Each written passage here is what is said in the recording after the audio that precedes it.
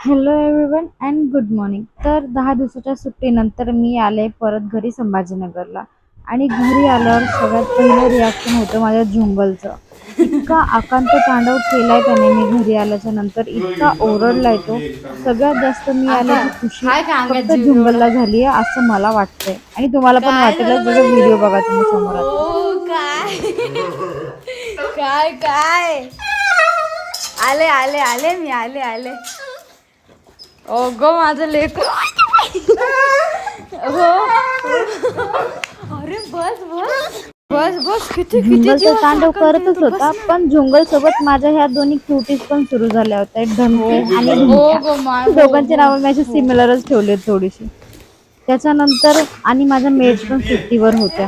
मी literally इतकी थकलेली होते, आणि हो त्यात मेड सुट्टीवर. इतकं काय टेन्शन आलं होतं झालं मला. काय मग झाडू हो पोछा उचलला आणि इतक्या मी दिवस लागले नव्हते मी कामाला. आले आले.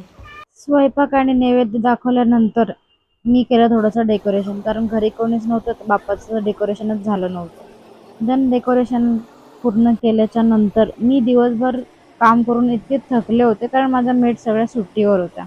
देन संध्याकाळी उठून मी झाले रेडी आणि गेले गौरी गणपतीच्या दर्शनासाठी माझ्या मैत्रिणीच्या घरी. मग मी केलं कॅनॉटला बाप्पाचं दर्शन. आणि हा नेक्स्ट ब्लॉग बघायला विसरू नका अजिबात, कोण आले कारण मी अजून बाप्पा फिरणार आहे संभाजीनगरचे, तर मी सगळ्या बाप्पांचे गाडीची देखावे लाईटच एक दाखवणार आहे जास्त. पुढच्या ब्लॉगमध्ये. तोपर्यंत स्टे ट्यून. Bye bye.